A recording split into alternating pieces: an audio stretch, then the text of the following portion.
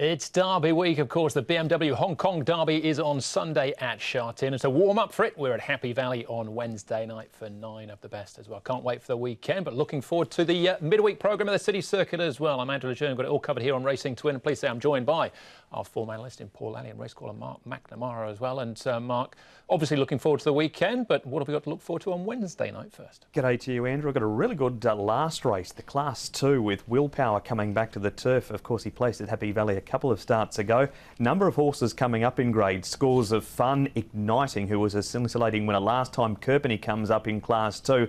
And an unlucky horse, Winning Method, it's back to Happy Valley for the first time this season. So it's a really good race, that last one. It certainly is. Looking forward to that one. Paul, what else have we got to look at as far as favourites? Jackpots, any first starters? Yeah, look, it's going to be, I think, quite an even contest throughout. There's a few short ones. I think Igniting, Kirpany will probably fight out the favouritism in that last race that Mark was talking about.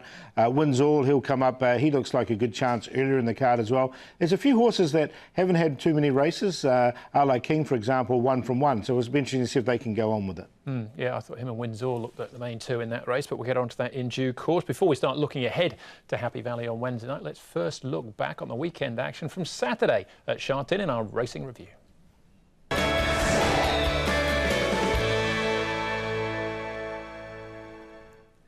A terrific day's racing it was as well, with a couple of Class 1s. The one over the 1,200 metres mark was, well, it was set up with the good horse, Hot King Prawn, the Group 1 winner, and the up-and-comers, one of them being Wellington, just about to hit the turbo boost now. He got into the race beautifully with the lightweight, but it was the way he went about doing it and destroying the rest. That's Winning Dreamer in the purple. Skyfield runs on. Hot King Prawn's done the best he can under the 133.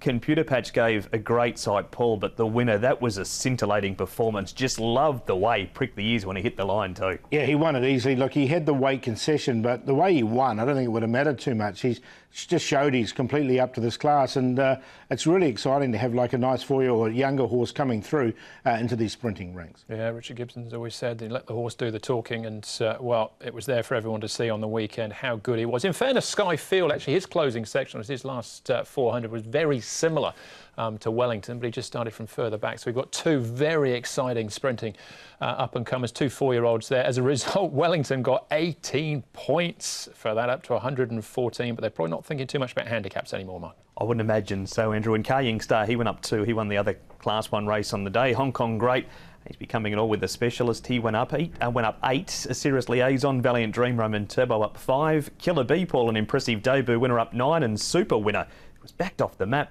Handicapper hasn't missed him. He's gone up 10. Yeah, look, but he won so easily, didn't he? He just won like, he'd only won one race before. It's quite surprising the way he did win, but Killer Bee, he's a really nice recruit here. Yeah, and well, Super Winner only recently changed hands as well. I wouldn't mind guessing they've probably got their money back in 2 starts. He was a good purchase, Super Winner, under Joe Moreira. All right, they were the big winners on the day. We'll see if we can find you some more with our horses to follow.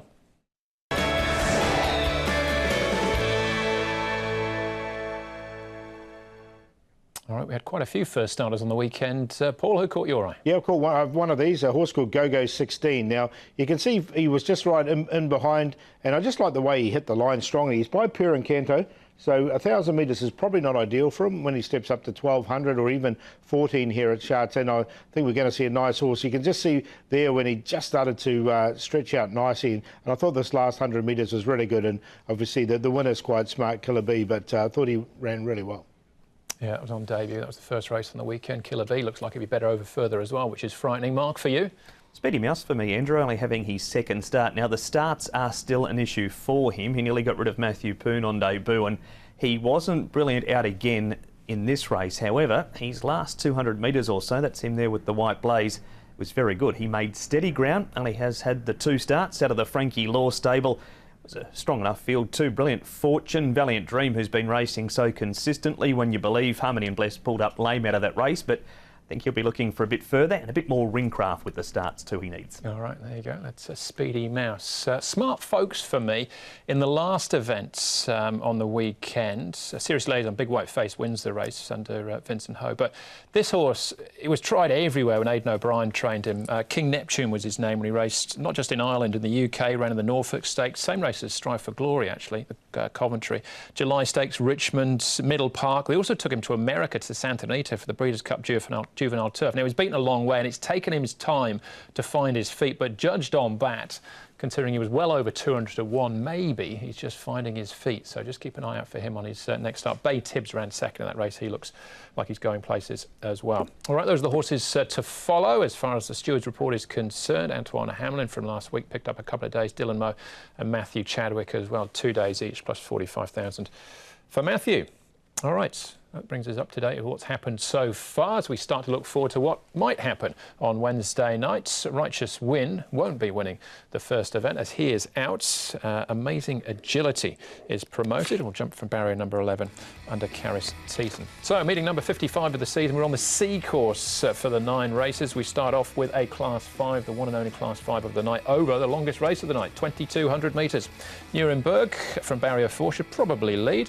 Did so last time out before waiting behind Kung Fu Master Panda. Hey Run, the only one of these that's actually won a race this season. Derek Long from barrier 1. Sky Jam drops in class. Vincent Ho was on board when he won course and distance last season. Righteous Win is out. Amazing Agility replaced him. Peter Ho and Caris Teaton. Fortune Patrol 4th and 3rd last time out behind Wonder Win. Enjoyable Success has won once.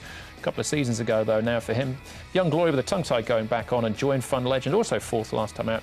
That was in the Wonder Win race. Nuremberg, Socket Elite and Enjoyable Success, Mark, are the horses that have been up at Zhongfeng in the last month. Good to slow the tempo, Andrew, for the 2,200 Class 5, and Nuremberg, as you suggested, is likely the leader in the race. Socket Elite tucks in behind him. Can't Touch is to the outside. Amazing Agility comes into the field around Hay Run. We went over 2,200 metres on the 11th of November. Young Glory leads a couple of lines of 3 at the back, Paul. Nuremberg, well, the first one we look at here, he was just beaten when he tried the 2,200 metres over the course and distance. That was his only try over it in Class 5 as well. So 800 metres for him, and look, he's very fit and he's going well. Barrier 4, Neil Callan aboard. Amazing Agility comes into the race. He's one of the old boys now, is Amazing Agility, and 2,000 metres he's already won recently as well. So barrier number 11, but he'll get back. He'll run on late as well. Amazing Agility. And Fortune Patrol, another one who's been quite consistent. 2,200 metres will suit him as well. But he's just a one-time winner from his 41 starts, and that's why he's in Class 5.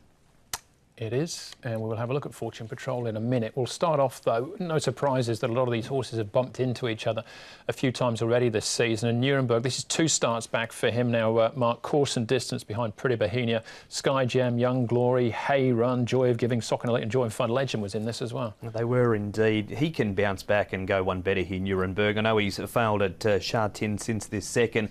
The horse that beat him here, Paul, he's now retired, Pretty Bohemia, but he was competing well in Class 4 both before and after this race and only just nails him late. Yeah, exactly. So, look, I agree with you. I think he can win this. And a nice run from Sky Gem there as well. OK, all right, we'll keep looking at the Joy of Giving.